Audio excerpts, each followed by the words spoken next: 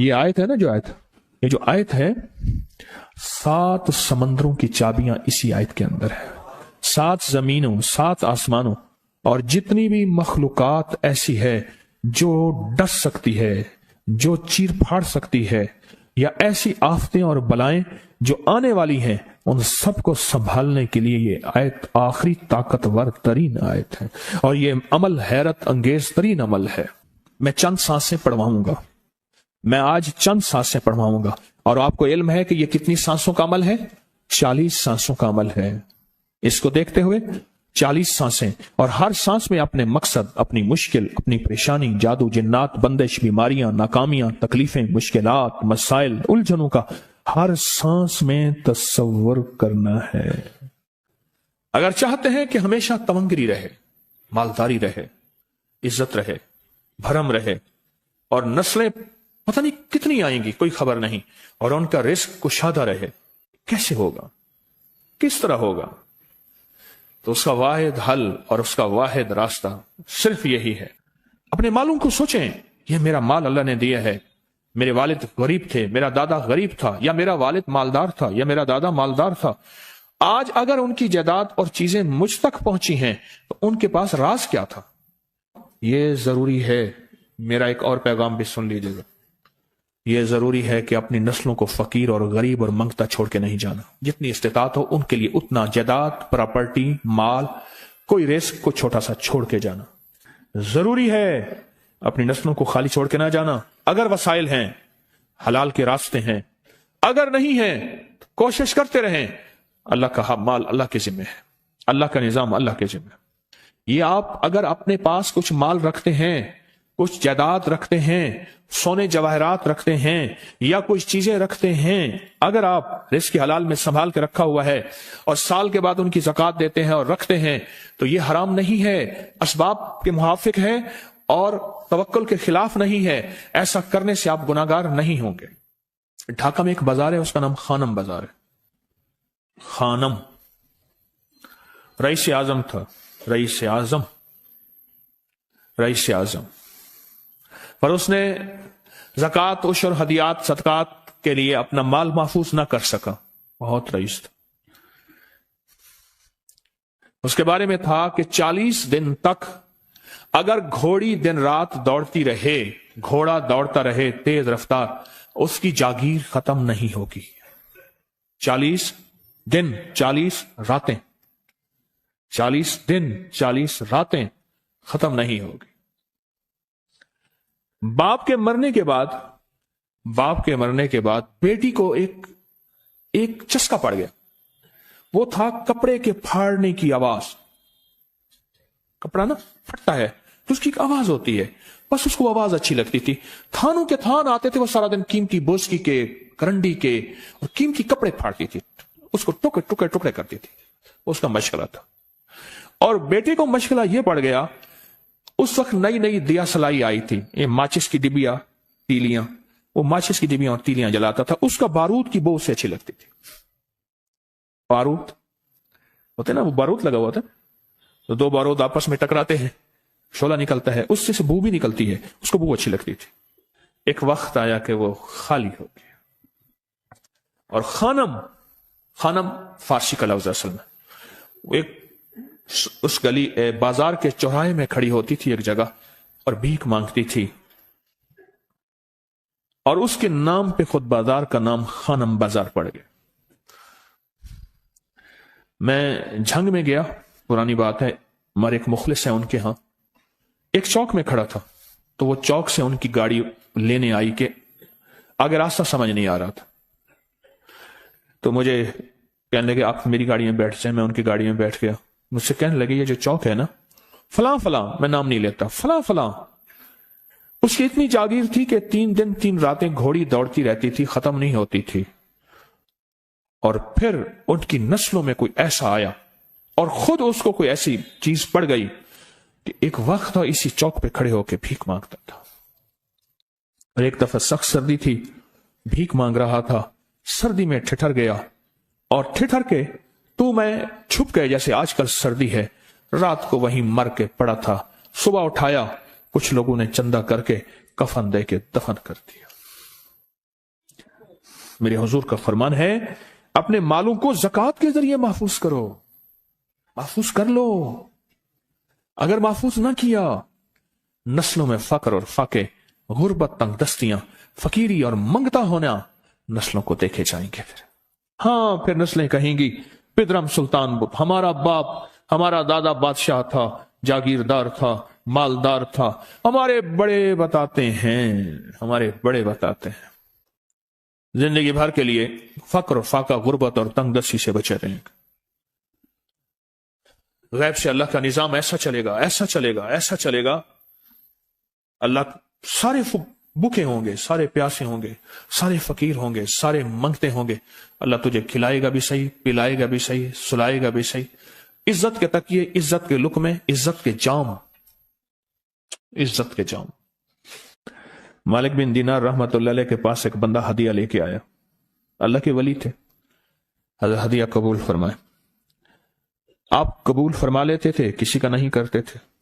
میں نہیں لیتا، تیرا رزق حلال نہیں ہے، دیکھ کے فرما دی، تیرا رزق حلال نہیں، دیکھ کے فرمایا تیرا رزق حلال نہیں۔ انہیں حضور حلال ہے، فرمایا نہیں ہے۔ تو اچھا فرمایا ایسا کر، یہ رزق لے جا جو مجھے ہدیہ دیتا ہے، تجھے سب سے زیادہ جو مستحق ضرورت مند ملے اس کو دے، دینے کے بعد پھر اس کا پیچھا کر۔ وہ ان پیسوں سے کرتا کیا ہے؟ اب مرشد کا حکم تھا، فرمان تھا، کیا، دیکھا تو ایک لولا، لنگڑا، اپاہج، معذور، اندھا، کانا، کپڑے خستہ حال، بالکل بے بس اور بھیک مانگ رہا ہے۔ اس کا دل نرم ہوا اور کہا کہ اس سے بڑا ضرورت مند پھر کوئی نہیں ہے۔ اس کو جا کے مال دیا، پیچھا کیا، چلتے چلتے چلتے اس نے جا کے آگے گیا تو نہ وہ لولا تھا، نہ وہ لنگڑا تھا، نہ وہ کانا تھا، نہ وہ اندھا تھا، کچھ بھی نہیں تھا، بالکل ٹھیک ٹھاک ہو گیا۔ اور یہ حیرت سے دیکھ رہا ہے۔ کرتے کرتے جا کے اس نے ان پیسوں سے حرام کام کیا، خاموشی سے آ گئے، حضرت آپ کا فرمان ٹھیک ہے، میں اب یہ میرے پیسے لے، یہ جا کے کسی ایسے بندے کو دے جو تجھے سب سے زیادہ مالدار نظر آتا ہو، خوشحال نظر آتا ہو، بہترین نظر آتا ہو۔ اب پیسے لے لیے۔ اب دیکھا تو ایک صاحب ہے، بڑے قیمتی گھوڑے پہ، لاجواب پوشاک ہے اور بہت اچھی حالت ہے ان کی، بہت اچھی حالت۔ سوچا کہ حضرت نے فرمایا تھا کہ سب سے زیادہ خوشحال کو دینا ہے۔ اس کو جا کے پیسے دیے، اس نے لے لیے۔ اب اس کا پیچھا کیا، وہ ایسی دکان پہ گیا جہاں سے راشن لیا جاتا ہے، اس نے تھوڑا تھوڑا راشن لیا۔ وہ حیران ہو گئے، اتنا مالدار آدمی ہے، ایسے راشن لے رہا ہے جیسے کوئی بندہ روز کی آئے روز کی کھائے، اتنا ضرورت مند۔ اس کا پیچھا کیا، ایک پرانی حویلی تھی، ایک پرانا محل نما ایک گھر تھا، ٹوٹا پھوٹا۔ اس کا جا کے دروازہ کھٹکھٹایا، ابھی اندر جانے ہی لگا تھا تو اس نے لگام پکڑ لی۔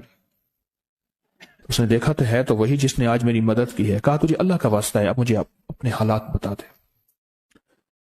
تو کہنے لگا تو نے جس کا واسطہ دیا ہے اور پھر تو نے میری آج مدد کی ہے، میں نے آج تک اپنے حالات کسی کو نہیں بتایا، میں رئیس اعظم تھا، تلک الایام نداولها بین الناس، اللہ کی طرف سے آزمائش آ گئی اور فقر، فاقہ، غربت، تنگ دستی ختم، ہر چیز ختم ہو گئی۔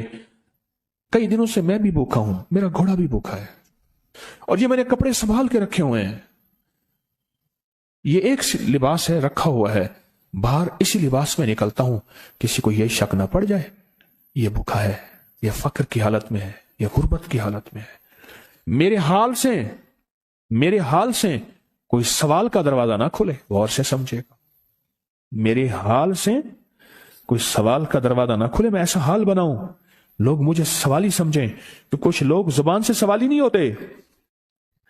میرے آقا کا فرمان ہے اپنی بیماریوں کا صدقے کے ذریعے علاج کرو، اور صدقہ، یہ سارا واقعہ سنانے کا مقصد، تلاش کرو، زکوٰۃ تلاش کرو، کس کو دینی ہے، کون ضرورت مند ہے، کون ایسا ہے جس کو بظاہر لوگ مالدار سمجھتے ہیں، اندر سے خالی ہے، کھوکھلا ہے۔ ہوا یہ ایک خیر کے کام کے لیے پیسے جمع کرنے تھے، خیر کے کام کے لیے۔ اس وقت 24,000 تھا، بہت بڑی رقم تھی، 24,000 مجھے چاہیے تھا۔ تو کہنے لگے کہ میں نے سوچ سوچ کے کہاں سے لے آؤں، ہے نہیں، روز کماتا ہوں، بچوں ٹھیک ہیں، گھر پل رہا، دودھ لاتا ہوں، بیچتا ہوں، ایک نظام ہے میری، سردی گرمی بارش طوفان کی ترتیب چل رہی ہے، کہاں سے لاؤں؟ کہنے لگے خیال آیا یہ موٹر سائیکل نہ بیچ دوں۔ فوراً اٹھا، موٹر سائیکل لے گیا، غالباً مجھے بتایا کہ 28,000 کا یہ یاما موٹر سائیکل بکا، اور بیچنے کے بعد میں نے اٹھا کے سارے پیسے 24 ادھر دے دیے، باقی رکھ لیے۔ اب خالی ہو کے بیٹھ کے پھر مصلی بچھا کے اللہ سے مانگنا شروع کر دیا، اور مانگتے مانگتے عالم یہ ہوا کہ میں فقیر ہو گیا۔ اللہ نے مجھے 4 دن آزمایا۔ اس نے الفاظ جو استعمال کیے نا، پنجابی کا لفظ، وہ اللہ نے نا 4 دن منو دب کے رکھے۔ ہاں، لاہور کی پنجابی اور فیصل آباد کی پنجابی میں بڑا فرق ہے۔ فیصل آباد کی پنجابی خالص سکھوں والی پنجابی ہے، لاہور کی پنجابی میں بڑا فرق ہے۔ دب کے رکھا، تھوڑا سا آزمائش آتی ہے، اللہ دیکھتا ہے کچا ہے یا پکا ہے۔ کہا بس اس کے بعد میں نے اللہ سے کہا، اللہ، طارق بن زیاد نے ساری کشتیاں جلا دی تھیں، اور کہا کہو اب بتاؤ اپنی فوجوں کو کہاں بھاگو گے، ادھر بھی موت ہے ادھر بھی موت ہے، پھر لڑتے لڑتے مر جاؤ، پیچھے سمندر کی موت ٹھیک، اور آگے دشمن کی موت ہے، کشتیاں ساری آگ لگوا دی، آپ کرو، بولو کیا کرو گے، بولو کیا کرو گے۔ اللہ نے سارا نظام فتح دے دی، کامیابی دے دی، اور کہا پھر اللہ نے میرے لیے جو دروازے رزق کے کھولے ہیں، اب مجھے کوئی بھی چیز ضرورت ہوتی ہے میں گھر کی چیز بیچ دیتا ہوں، اور بیچ کے اللہ کے خزانوں میں دیتا ہوں بغیر سوال کے۔ اس کے الفاظ ہیں، کیا الفاظ ہیں؟ بغیر سوال کے اللہ مجھ پہ رزق کے دروازے کھول دیتا ہے، اللہ میری ضرورتیں پوری کر دیتا ہے، اللہ نے مجھے خوشحالی دی ہے۔ اور مجھے کہنے لگے یہ سارے گر مجھے حاجی صاحب نے بتائے تھے، اللہ سے لینے کے سارے گر یہ مجھے حاجی صاحب نے بتائے تھے۔ تو آپ کو ایک لفظ کہہ رہا ہوں، جس کو بھی دیکھیں گے کہ اس کی نسل در نسل، نسل در نسل رزق کے دروازے ہیں، تو وہ کھلیں گے صرف دینے کے نام پہ، سوال کے دروازے کھولنے کے نام پہ، سوال کے دروازے کھولنے کے نام پہ کبھی نہیں کھلیں گے، ورنہ رزق آج کل کے ماڈرن جوئے میں چلا جائے گا۔ آج کل کے ماڈرن جوئے آئے ہوئے ہیں، اپنے رزق کو میرے آقا کا فرمان ہے، اور بیماریوں کا علاج صدقوں سے کریں، اور صدقے سے مراد صرف بکرا نہیں، صدقے سے مراد صرف سریاں نہیں، صدقے سے مراد کالے مونگ نہیں، صدقے سے مراد تیل سوئیاں نہیں، صدقے سے مراد یہ میں مختلف آپ کو تک انداز بتا رہا ہوں۔ یہاں LOS ہے لاہور کے ساتھ، یہ پہلے نہیں بنا تھا، نالا تھا، نالے کے ادھر ایک سمن آباد کی طرف سڑک جا رہی ہے، پرانی بات ہے، وہاں کچھ بندے نے کتابیں لگائی ہوئی تھی، میں کتابیں دیکھ کے تو آ گیا، پھر دل میں آیا کہ یہ ضرورت مند ہے۔ ہمارے ایک مخلص ہیں، ہمارے دوست فیصل شمسی، میں نے ان کو بڑا نوٹ دیے، میں نے کہا جا کے نا اس کو کس طرح رکھ کے پھر چلا جاتا ہوں، کیونکہ مجھے لگتا ہے وہ خوددار آدمی نہیں لے گا، اور انہوں نے ایسا کیا۔ سوچیں کہ میرے مال اللہ نے دیا ہے، کیا میں اپنے مال کا صدقہ اگر نکال رہا ہوں تو وہ دے کہاں رہا ہوں؟ ضرورت مند کیا میں تلاش کر رہا ہوں؟ اور میں ضرورت مندوں میں سب سے پہلے وَبِذِي الْقُرْبَى وَالْيَتَامَى وَالْمَسَاكِينَ وَابْنِ السَّبِيلِ، مسافر پردیسی چوتھے، پھر مسکین ہے، پردیسی ہے، مسافر ہے، یتیم ہے، ضرورت ہے اس چیز کی، اس کی ضرورت ہے، کیونکہ یہاں جتنے مانگنے والے ہیں ان کے بارے میں صرف ایک لفظ کہوں گا، یہ لفظ آپ پکا رکھ لیں، یہ سب خواہشات کے مانگنے والے ہیں، ضروریات والے نہیں ہیں، خواہشات۔ اتنا بڑا بنگلہ، اتنی بڑی سواری، فلاں برانڈ کا موبائل، فلاں چیز فلاں چیز فلاں چیز، یہ خواہشات کی کوئی حد نہیں ہے، یہ لفظ بھی ذہن نشین رکھیے گا، میرے ساتھ بولیں، خواہشات کی، ضروریات کی حد ہے، خواہشات کی حد نہیں ہے۔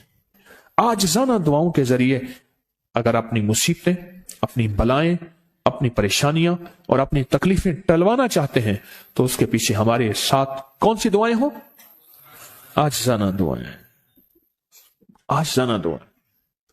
اور میں امام زین العابدین جب دعائیں مانگتے تھے اور ان کی دعاؤں کے اندر جو درد ہوتا تھا اور غم ہوتا تھا، اور ان کی دعاؤں کے اندر جو بلبلانا اور کرب اور تکلیف ہوتی تھی، فرمایا ہنستے اپنی ہنسیاں بھول جاتے تھے، سونے والے سونا ترک کر دیتے تھے، اونگنے والے اونگنا چھوڑ دیتے تھے، اور وہ بھی ان کے ساتھ رونے لگ جاتے تھے۔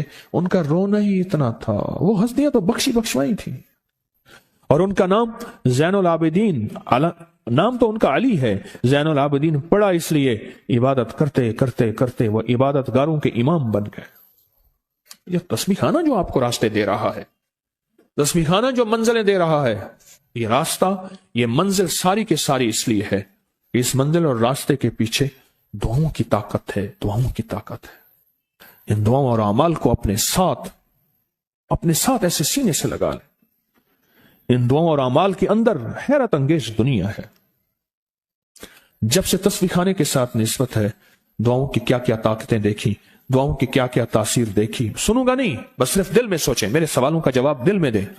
دعاؤں کو کیسے آزمایا، خود ہی تو کہتے ہیں فلاں وظیفہ پڑھا یہ ہوگا، فلاں عمل کی، یہ دعائیں تو ہیں ساری، کیا ہیں؟ ساری میری حدیث سے، میرے آقا کا فرمان دعائیں، سارا قرآن دعائیں، ساری تسبیحاں دعائیں، اور سارے دل سے گڑ گڑانے والے لفظ وہ جس زبان میں بھی ہوں، جس کلام میں بھی ہوں، وہ سب دعائیں ہیں۔ اللہ کو یہ مانگنا پسند ہے۔ اللہ کہتا ہے پھر وہ مصیبتیں جو کھجور کے درختوں سے نیچے آ چکی ہوتی ہیں، میں ان کھجوروں کو بھی، ان درختوں کو بھی، ان مصیبتوں کو بھی ٹال دیتا ہوں، اور وہ مصیبتیں جو تیری آنکھیں نے دیکھ چکی ہیں ان کو بھی ٹال دیتا ہوں، اور وہ بلائیں آفات جو زندگی میں تیرے سامنے ہیں ان کو بھی ٹال دیتا ہوں۔ یہ ساری بلائیں اور آفات اور یہ ساری تکلیفیں میں اس وقت ٹال دیتا ہوں جب تیری دعاؤں کی طاقت تیرے سامنے آ کے کھڑی ہوتی ہے، کیونکہ دعاؤں کی ایک طاقت ہے، دعاؤں کی ایک تاثیر ہے، دعاؤں کا ایک حصار ہے، دعاؤں کا ایک کوٹ ہے، اور دعاؤں کا ایک قلعہ ہے، اور دعائیں ایک ڈیفنس وال ہیں، اور دعائیں حفاظت کا نظام ہے، اور دعاؤں سے آفتیں، بلائیں، مصیبتیں، تکلیفیں ایسی ٹل جاتی ہیں۔